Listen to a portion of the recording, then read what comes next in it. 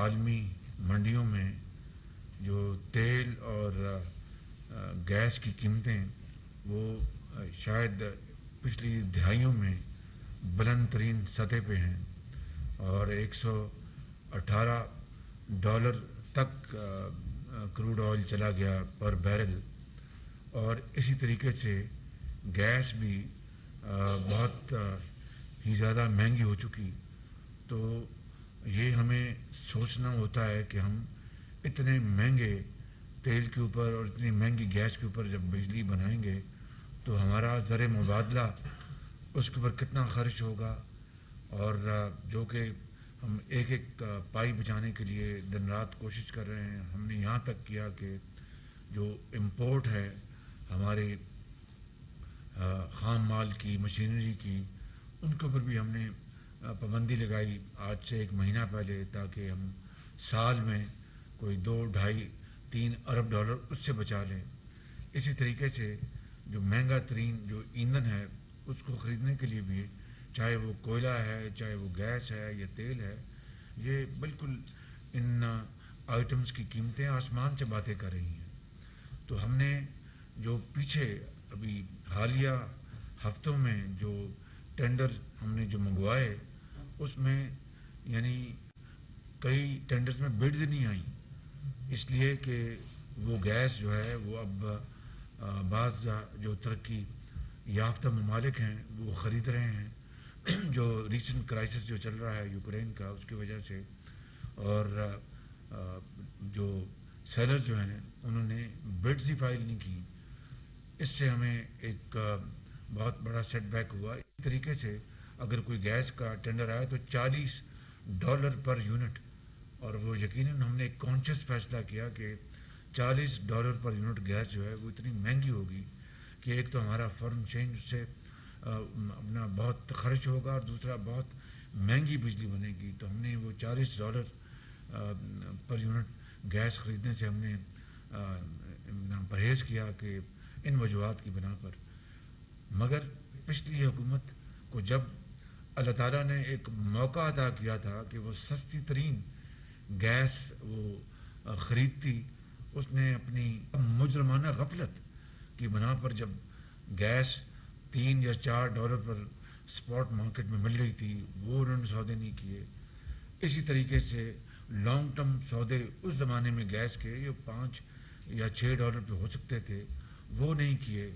اگر وہ ان کو اتنی بصیرت ہوتی، قوم کی ساتھ ہمدردی ہوتی، اور اپنے وقت جو الزامات پر ضائع نہ کرتے، اور حزب مخالف کے لوگوں کو وہ دیوار سے لگانے کی جو دن رات ان کی کوشش تھی، اس سے آدھا وقت بھی وہ معیشت کو ٹھیک کرنے کے لیے، عوام کے دکھوں کو بانٹنے کے لیے اور کچھ ریلیف دینے کے لیے وہ وقت صرف کرتے، تو آج یہ بدترین صورتحال کبھی پیدا نہ ہوتی.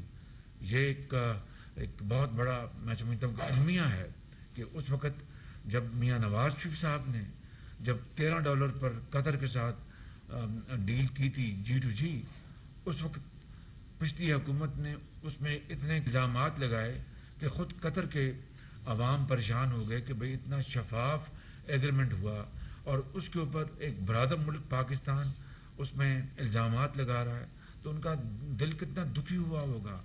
اس کے بعد ایک اور ایگریمنٹ ہوا 10.4 سینٹس پہ، یہ اپنا 5 سال کا، جو پہلا تھا 13% والا، 13% والا، وہ 15 سال کا ہے.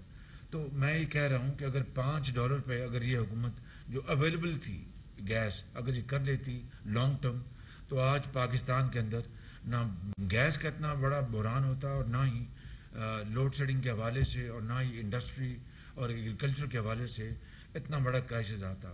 اس کے لیے ہم اب دن رات بیٹھے ہیں، چاہے وہ کوئلہ ہے، چاہے وہ گیس ہے، اس کے لیے پوری کوشش کر رہے ہیں انشاءاللہ انسانی حد تک. اسی لیے بیٹھے ہیں کہ سر توڑ کوشش کر رہے ہیں کہ ہم کس طرح لوڈ شیڈنگ کے اوپر قابو پائیں. اب حالت یہ ہے کہ اگر عوام کے لیے جب ایک بہت شدید گرمی میں جب ان کو پنکھا نہ چلے تو وہ بد دعائیں دیتے ہیں، اگر گیس کاٹتے ہیں صنعتوں سے تو وہاں پر ہماری جو معیشت جو ہے وہ متاثر ہوتی ہے، اگر گیس کاٹتے ہیں فرٹیلائزر پلانٹ سے تو ہمارا جو زراعت جو ہے اس کو خطرہ لاحق ہوتا ہے.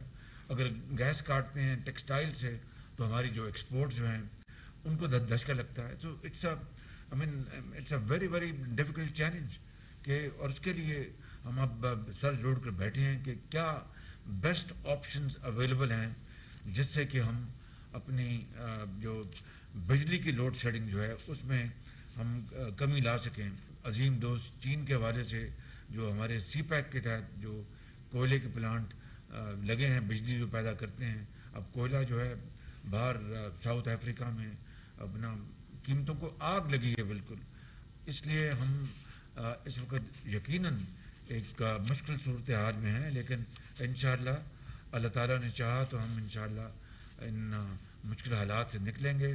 دن رات کوشش جاری ہے.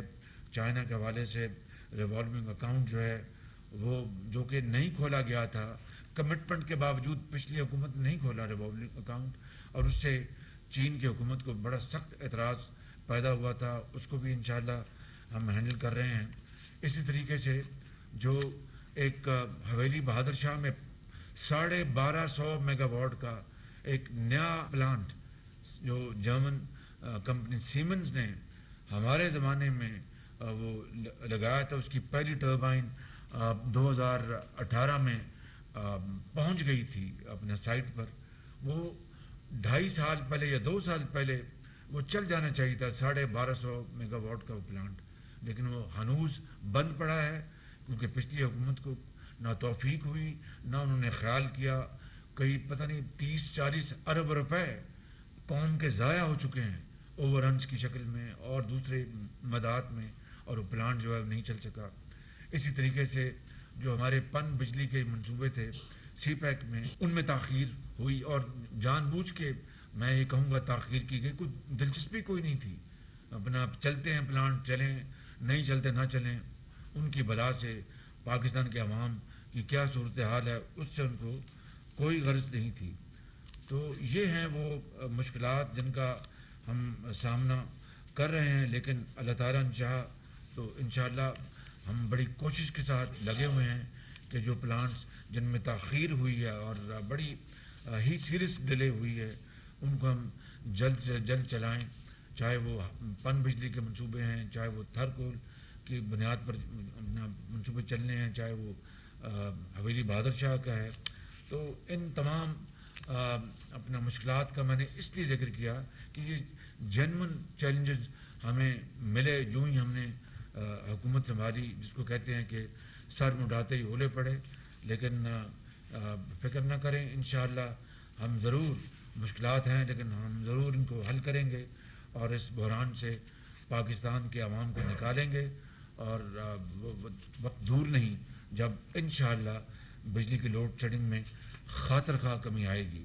انشاءاللہ میری پاکستان کے عوام سے دست بستہ گزارش ہے کہ وہ اللہ کے حضور دعا کریں کہ ہمیں وہ توفیق بخشے اور ہمت دے کہ ہم ان کی خدمت میں کوئی کسر نہ چھوڑیں اور پاکستان کو صحیح معنوں میں ہم قائد کا پاکستان بنائیں. آپ کا بہت شکریہ.